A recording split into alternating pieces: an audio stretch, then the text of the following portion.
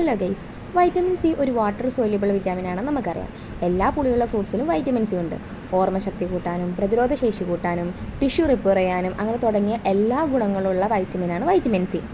Cholesterol, hypertension എല്ലാം vitamin C നോർമലായിട്ട് കഴിക്കുന്നവർക്ക് വളരെ കുറവായിട്ട് കണ്ടിട്ടുണ്ട്. ഒരു ദിവസം നമ്മുടെ ബോഡിക്ക് വേണ്ട വൈറ്റമിൻ എന്ന് പറഞ്ഞാൽ 100 മില്ലിഗ്രാമിൽ താഴെയാണ്. ഇത് കിഡ്നിയോടെയാണ് പുറത്തേക്ക് പോകുന്നത്. അതുകൊണ്ട് നമ്മൾ വൈറ്റമിൻ സി കഴിക്കുമ്പോൾ നല്ല രീതിക്ക് അതനുസരിച്ച് വെള്ളം കുടിക്കേണ്ടതുണ്ട്. അതല്ലാത്ത പക്ഷം പുറത്തേക്ക് ഇത് പോവാതെ വരികയും കിഡ്നി സ്റ്റോൺ ആവാനും അതുപോലെ തന്നെ വളരെ റയറായിട്ട് കിഡ്നി ഫെയിലിയർ ആവാനും ചാൻസ് ഉണ്ട്.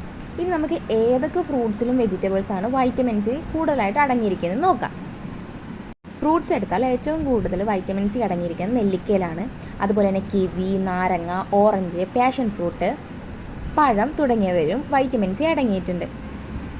ഇനി വെജിറ്റബിൾസിലേക്ക് വരികയാണെങ്കിൽ ഏറ്റവും കൂടുതൽ വൈറ്റമിൻ സി അടങ്ങിയിരിക്കുന്നത് ബ്രൊക്കോളിയിലാണ്. അതുപോലെ തന്നെ ക്യാബേജിലും കോളിഫ്ലവറിലും ക്യാപ്സിക്കത്തിലൊക്കെ വൈറ്റമിൻ സി ഉണ്ട്.